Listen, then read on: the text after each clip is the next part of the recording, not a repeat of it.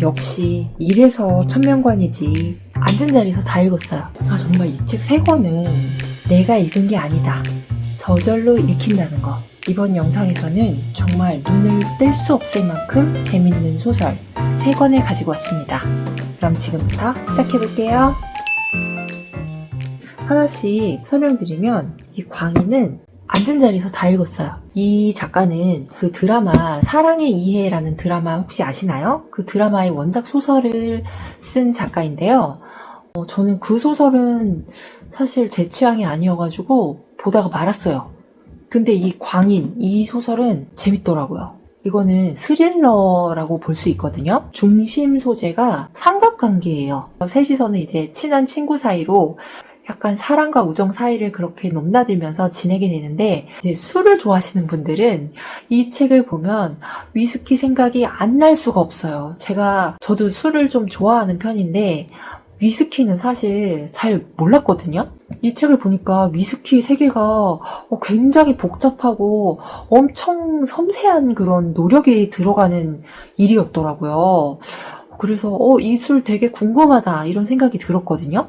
그리고 여기서 약간 와인 마시고 나서 막 소믈리에들이 와인의 맛에 대한 푸른 들판에서 양들이 풀을 뜯으면서 다니는 느낌 이런 얘기를 막 하잖아요.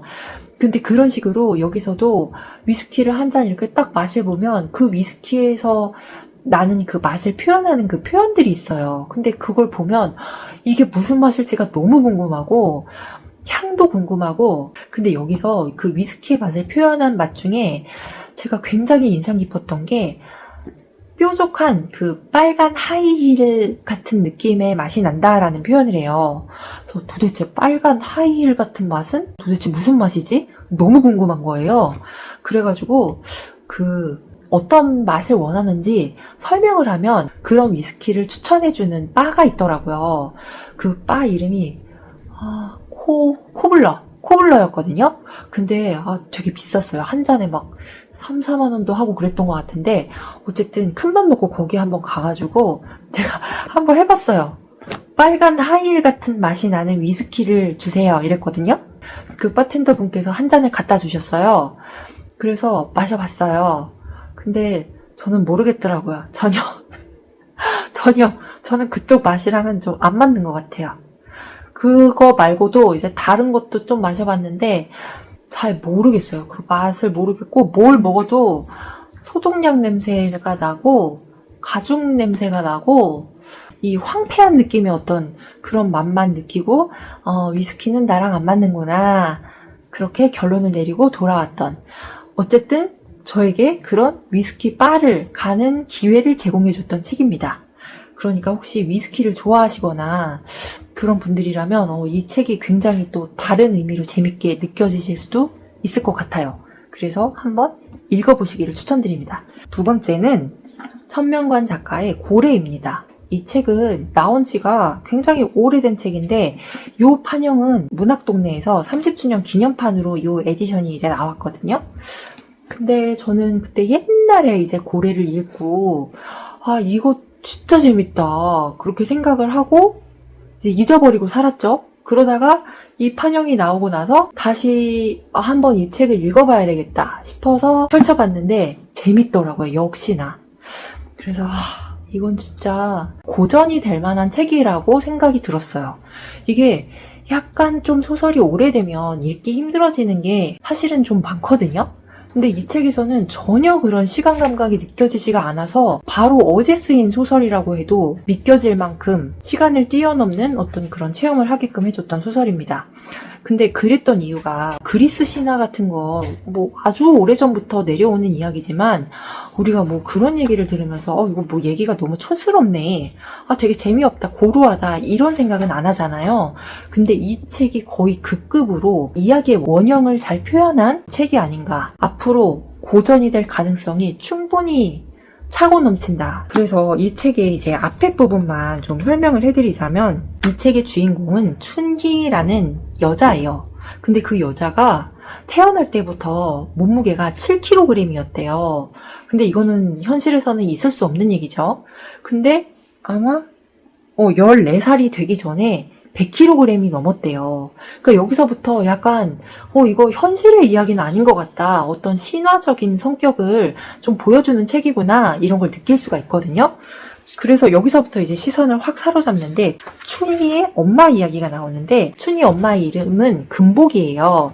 이 금복은 아주 산골 마을에서 태어났어요. 태어났는데 엄마는 일찍 돌아가시고 이제 아버지랑 둘이 살고 있는데 아버지가 학대를 했어요. 그랬고 이제 딸은 아버지의 슬하에서 이렇게 행복하다라는 느낌, 사랑받는다는 느낌을 받고 자라고 있는 상태는 아닌 것 같아요. 왜 그러냐면 이 산골 마을에 가끔씩 생선 장수가 와요. 이제 워낙 그 생선 장수는 멀리서 오는 사람이니까 한날은 이제 금복이 그 생선 장수한테 아저씨는 어디서 오시는 분이에요? 이렇게 물어봐요. 그래서 나 저기 큰 데서 왔지, 큰 마을에서 왔지. 거긴 사람도 많아요. 그래서 그 도시에 대한 이야기를 계속 물어보고 아저씨 저 데려가세요 이래요. 근데 이 생선 장수 아저씨가 너 엄마 아빠는 어쩌고 그러니까 엄마는 돌아가셨고 아빠는 우물에 빠져 죽었다. 그냥 그렇게 얘기를 해버리거든요. 그러고 이제 생선 장수를 따라 나섭니다. 그렇게 해서 큰 마을에 가게 되는데 이 소녀가 거기에 가서 아무도 모르는 생면부지의 사람들만 있는데 뭘 할 수 있었겠어요. 그래서 막 처음에 가가지고 막 바닷가도 구경하고 바닷가를 보다가 또 우연히 고래도 한번 보게 돼요. 그러다가 뭐 좀 몹쓸 일도 당할 뻔하기도 하고 너무 지쳐가지고 막 배도 고프고 어떻게 해야 되나 하다가 갈 데가 어디 있겠어요. 그래서 다시 그 생선장수가 머무는 그 집으로 갑니다. 그러니까 생선장수가 이제 들어오라고 하면서 너 갈 때 생길 때까지 내가 보살펴 주마 하면서 보살피는데 그 보살핌이 그 어른으로서의 아이를 보살피는 그런 보살핌만은 아니었다. 이 아이를 이제 잘 보살펴 주기도 했지만 또 약간은 부부처럼 살게 됩니다. 그런데 이 금복이 사실 엄청난 여자아이였던 거예요. 굉장히 생활력이 강하고 총명한 사람이었어요. 그래서 생선장수 아저씨한테 아저씨 근데 왜 생선을 팔아요? 그래서 생선이 잡히니까 팔지. 그러니까 아니 생선을 그러면 멀리까지 못 갖고 가잖아요. 그래서 멀리까지 가져가야 될 때는 소금을 많이 먹여가지고 짜게 해서 가져가지. 근데 그렇게 해도 너무 무겁고 오래 못 가서 많이 못 팔잖아요. 말려서 가져가면 되잖아요. 이렇게 얘기를 해요. 근데 생선장수가 아니 건어물이 얼마나 비싼데 그 건어물을 들고 다니면서 팔겠냐. 그랬더니 우리가 말리면 되죠? 하고 금복이 막 생선장수 아저씨한테 돈을 받아가지고 덕장을 만듭니다. 그래서 거기서 실제로 생선을 말려서 팔아가지고 돈을 엄청나게 벌어들여요. 그렇게 살던 어느 날 금복은 거의 팔척거구에 남자 인부를 만나게 되는데 팔척거구면 1척이 30cm거든요. 그러니까 38에 24, 키가 2m 40cm였다는 거예요. 그러니까 이것도 약간 비현실적이죠. 그러니까 이런 부분이 있는데 어쨌든 그 남자를 보고 이 금복이 그냥 자기도 모르게 홀린 듯이 거구의 남자의 집까지 따라가서 잠든 그 사람의 배 위에다가 손을 이렇게 올려놓고 눈을 감고 이제 배가 숨을 쉬면서 들락날락 하는 걸 이렇게 손으로 느끼면서 눈을 감고 있어요. 그러다 이 남자가 갑자기 일어나요. 근데 일어나는데 얼마나 황당했겠어요. 어떤 남 모르는 여자가 앉아가지고 자기 배 위에 손까지 올리고 있는데 그래서 서로 어리둥절해가지고 있다가 이제 금복이 정신을 바짝 차리고 막 도망가서 고무신 한 짝이 벗겨집니다. 신데렐라처럼. 그러고 나서 이제 그 생선장수 아저씨도 눈치챌 만큼 금복이가 약간 정신이 나가 있어요. 그러던 어느 날 이 거구의 남자가 보따리 하나랑 신발 한 짝을 들고 금복이를 찾아와서 금복이한테 주면서 나랑 가서 살자 이래요. 그래서 이제 이걸 본 생선장수가 너는 누군데 우리 덕장에 와가지고 얘랑 살자 그러냐. 얘는 지금 나랑 죽을 때까지 여기서 이거 하면서 살 애다.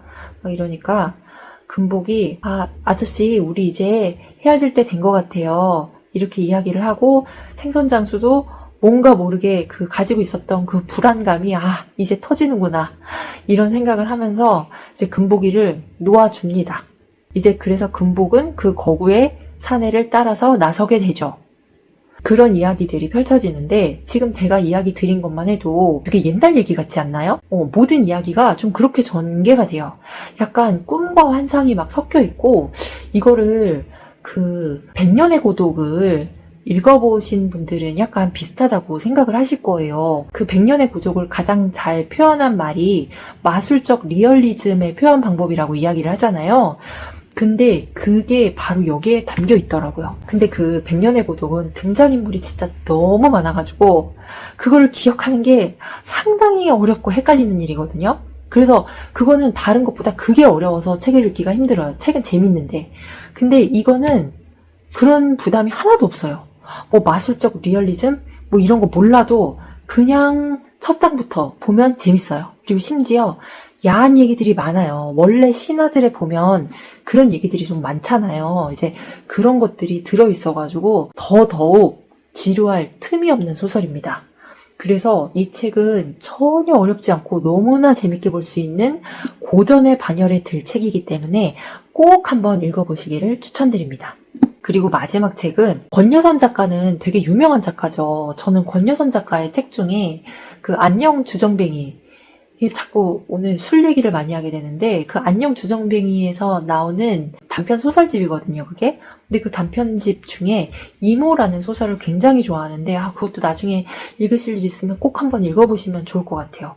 어쨌든 오늘은 그 얘기는 아니고 오늘은 이 레몬이라는 소설에 대한 소개를 드리고 싶어서 영상을 찍은 거니까요. 여기에는 이제 학생들이 등장을 하거든요. 얘네들은 다 고등학생들이에요.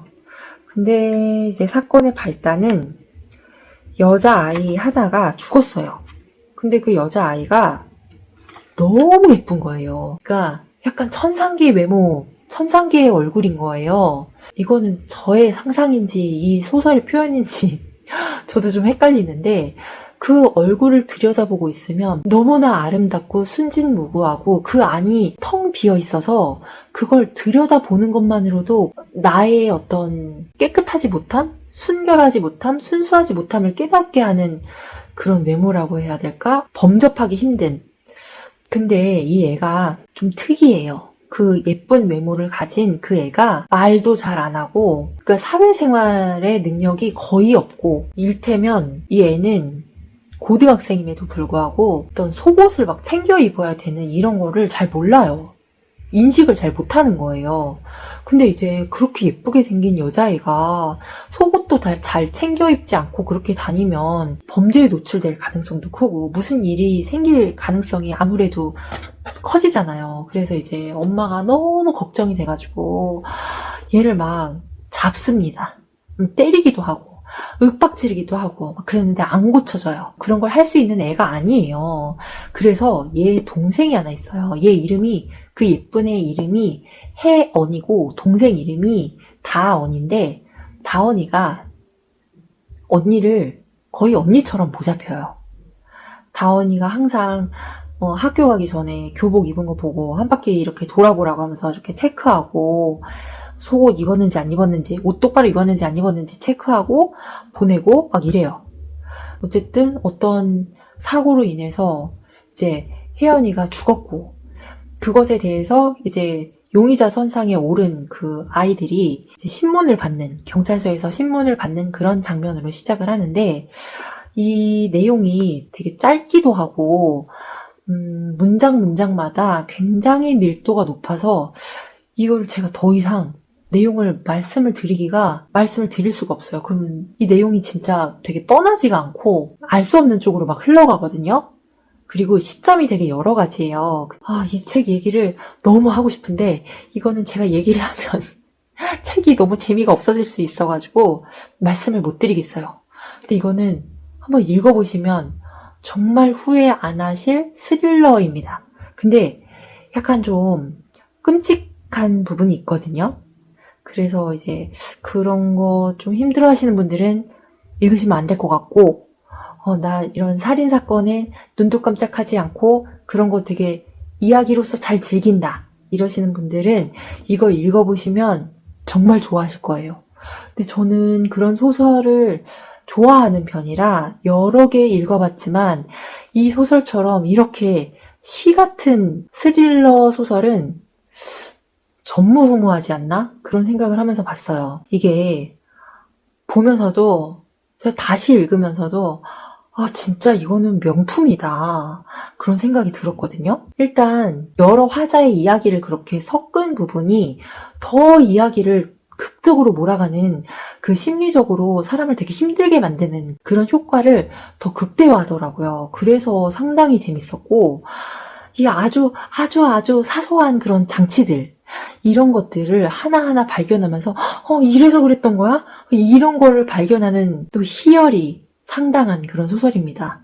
그리고 여기서 여러 가지 이제 장치가 있는데 제가 시 같다고 말하는 이유가 그 리듬, 운율이 살아있어요. 동음, 이의어 같은 장치도 많이 되어 있고 또 심상, 어떤 색깔에 대한 이런 암시도 굉장히 되어 있어서 이게 짧은 소설이지만 천천히 곱씹으면서 읽으면 이 소설을 다 소화해낸 순간 이런 이야기였구나 라고 문득 깨닫게 되면서 벅차오르는 그런 경험을 하실 수 있는 소설입니다. 제가 또 이렇게 두서없이 제가 너무 재미있게 읽었던 책들이라서 폭풍처럼 소개를 해드렸는데 내용이 잘 전달이 되었는지 모르겠습니다. 너무 이렇게 어깨를 움츠리면서 계속 읽어가지고 좀 힘드네요. 그래서 다음 주에는 약간 이제 마음을 진정시키고 좀 영혼을 치유하면서 영혼을 살찌울 수 있는 이런 소설들을 또 한번 찾아서 소개를 드려보겠습니다. 그러면 다음에 더 좋은 책으로 인사드리겠습니다. 지금까지 긴 영상 시청해주셔서 감사합니다. 다음에 또 뵐게요.